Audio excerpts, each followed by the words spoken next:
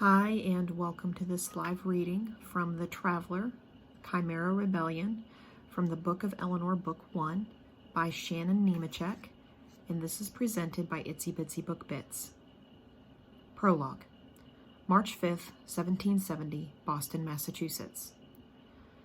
Eleanor McAllister stood outside of her parents' apothecary and watched as a crowd began to gather around the home of another colonist loyal to King George. She had heard the noise of the crowd and stepped outside to watch what the commotion was about. She watched as the British troops lined up in the front of Ebenezer Turnbull's residence and took aim at the mob forming in front of them. Leaning against the door, she stood and observed as her father and mother closed the shop early so they wouldn't become casualties themselves. There was something about tonight that felt different. She could feel something in the pit of her stomach that told her they needed to leave, and leave immediately. The crowd size grew along with the number of redcoats that lined up in front of the angry colonists. Boston, with every passing day, became more and more resistant to the crown. "Eleanor, come." Peggy McAllister motioned to her daughter to follow. Her father, George McAllister, took Peggy by the hand, attempting to pull the woman inside and through the back door of the shop. "Eleanor, come, hurry now." Peggy McAllister pled, but Eleanor was resistant and stood her ground. "Go, Mother. I will be fine. I will stay out of sight, I promise." Eleanor watched as the crowd grew and danger increased. Maybe that was what excited her. She wasn't sure, but she did know that this night would not end well. Her family had been the subject of many of these mobs, but on this night, she was a bystander. It had only been a few months since the mob had turned on her and her family. Many knew of her family's history or had heard the stories of her grandmother, the witch Brianna McShane, and some in Boston were convinced that Eleanor and her mother had brought their craft to the colonies. Eleanor had often heard stories of her grandmother, and it was true in a sense that the McShanes were well-known healers from their homeland and that their knowledge had been passed from generation to generation for as long as the sun and moon had risen. But it was also true that all women who descended from Stuart line were practitioners of witchcraft. Peggy McAllister would tell the story of her great-grandmother as Eleanor wrote the stories down in her book, a book passed down from generation to generation. A book that contained the stories of the McShanes, the healers of Ulster, County Donegal, and of the Stuart line. The book was a window into the history of Eleanor's family. The stories contained within the pages went as far back as time itself, a time where myths and legends were born, a time when healers were not persecuted but instead revered for their knowledge, celebrated for their healing abilities, and often held in high esteem.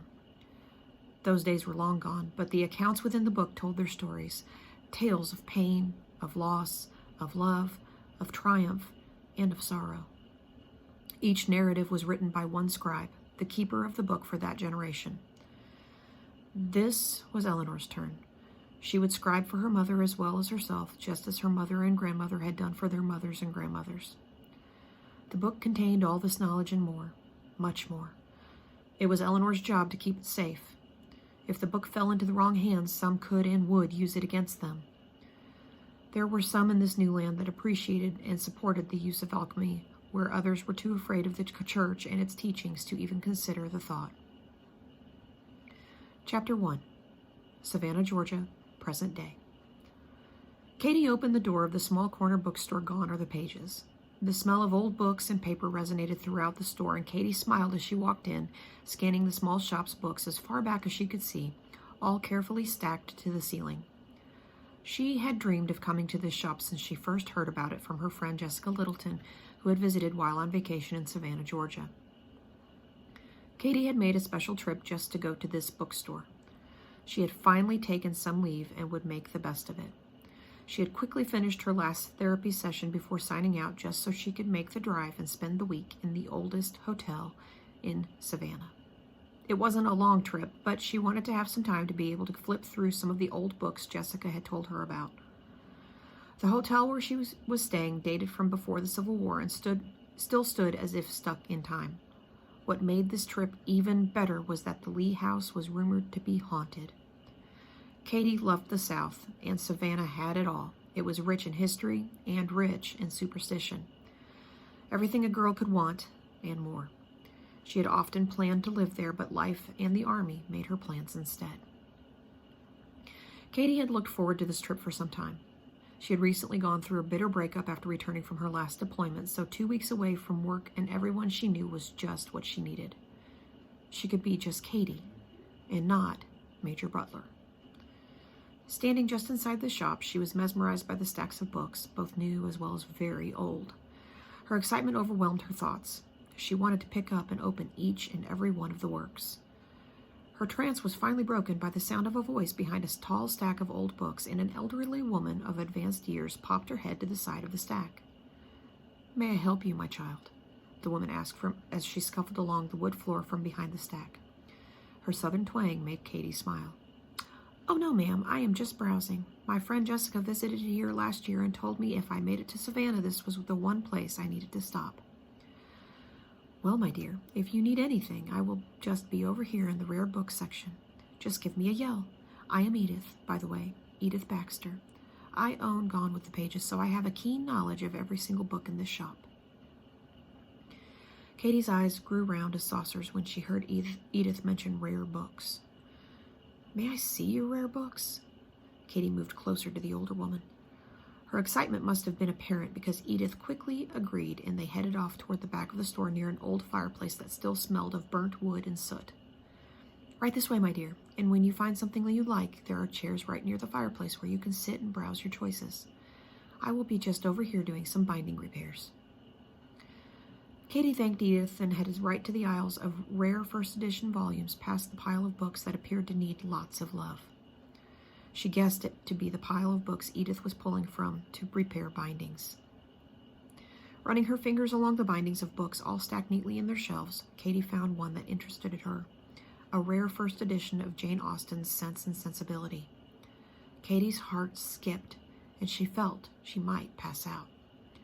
"I must be dreaming."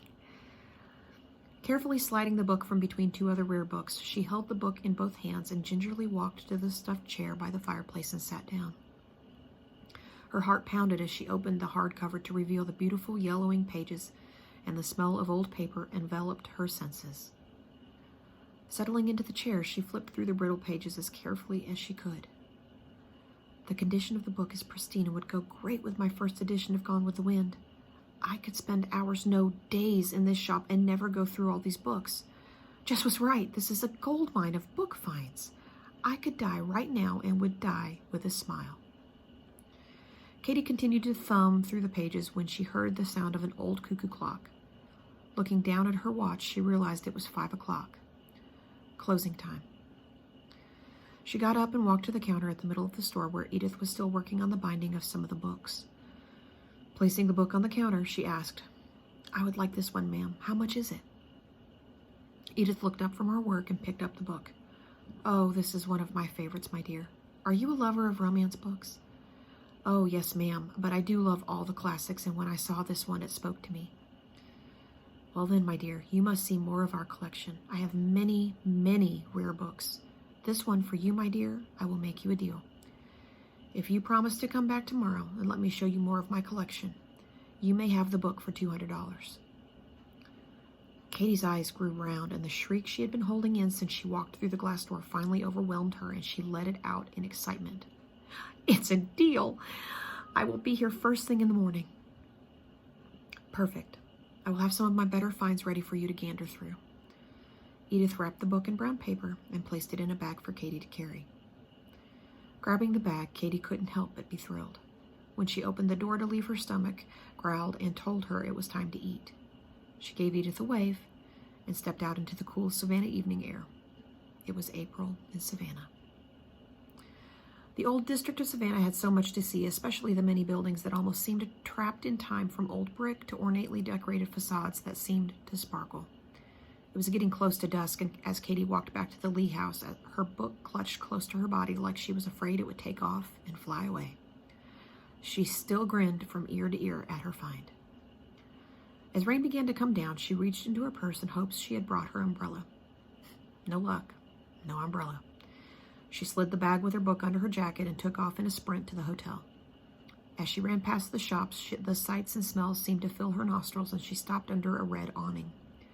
When she turned, she noticed the small iron tables that all sat empty and the smell of beer and barbecue. It seemed to be an outdoor diner, and she sat down as a young woman approached. Katie closed her eyes for a moment. Well, I am hungry, and I can wait out the rain here. Welcome, ma'am. I'm Candy, and I'll be your server. Can I interest you in a refreshment? The waitress handed Katie the menu, then grabbed a pencil and pad from the pocket of her apron. Yes, please. I'll have a sweet tea. All right. I'll have that right over, ma'am. As the waitress walked away, Katie observed the passing cars as they hustled by and watched as shoppers came running through the rain to their cars parked on the opposite side of the road. She did love to people watch. She spent most of her time quietly observing people on a regular basis. She wasn't shy. She just liked to pretend she knew what they were doing at that very moment, what conversations they were having. It was something she had always done, she and her sister. They spent hours making up stories to occupy themselves while their mother worked. They spent a lot of time with their grandmother and her dog Biscuit after her father had been killed in an automobile accident when Katie was 5 years old. Her mother, a career Army intelligence officer, did the best she could between deployments, but the Army took the vast majority of her time.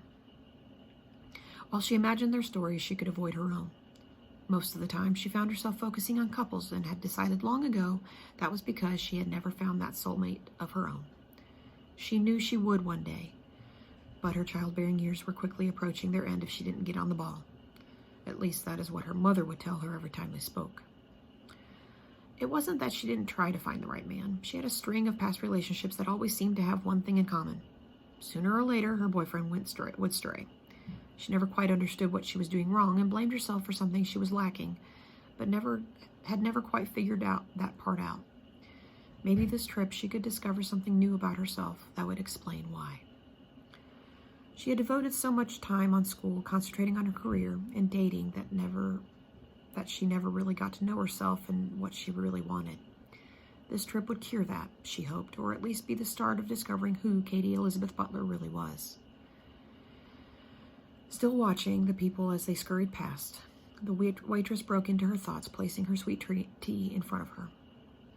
Have you decided what you'd like, ma'am, or would you like a little more time with the menu? Katie looked up and noticed the name tag on her lapel. Candy, is it? Hi, yes, if you could give me just a few more minutes, that would be great. I got distracted a bit, and to be honest, I hadn't even glanced at the menu yet. Katie picked up the menu, smiling. I will do it right now, though. The waitress smiled back. That'd be just fine, ma'am. I'll be back in just a few minutes then. Grabbing her glass, Katie took a drink, then looked through the menu, looking up and over it as she continued to watch the people as they went about their shopping.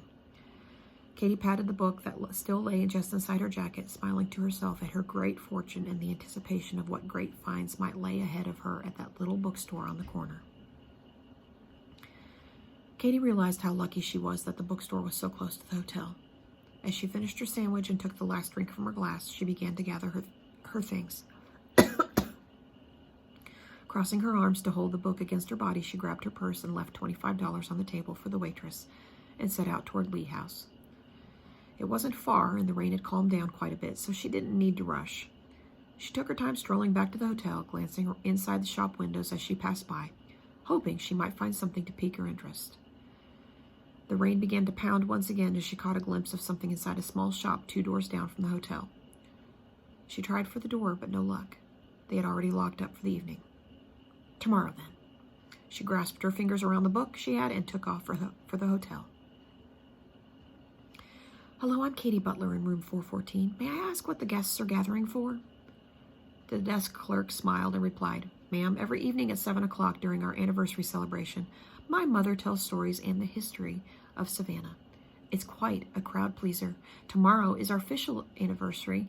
In the grand ballroom, we will be offering a Confederate-era ball with period food, drink, and music. My mother will also be in the sitting room telling more stories of the Old South, as well as ghost stories and the history of the hotel during the Civil War. It is sure to be quite a fun evening. Would you like to attend? Oh, yes, please, but I have nothing to wear to a ball. Oh, ma'am, not to worry. The local theater brings in gowns and such for our guests to choose from. The clerk pulled out a sheet from a file and handed it to Katie. Just fill this out and be here at 3 o'clock tomorrow to choose and fit a gown. Dinner is at 6 o'clock and the ball starts at 8. Katie quickly filled out the sheet of paper and handed it back to the clerk. May I sit in on tonight's stories? Oh, yes, please do. My mother will call everyone into the sitting room momentarily. Great. I just need to run to my room and drop off my shopping, and I will be right back down. Katie dashed to her room and dropped off the book, changed into a dry set of clothes, then headed back down to the lobby where the guests still waited to enter the sitting room for the evening's night of storytelling. Katie did love a good ghost story. She was grinning ear to ear when an older woman dressed in Civil War era clothing appeared from the sitting room and called them all in.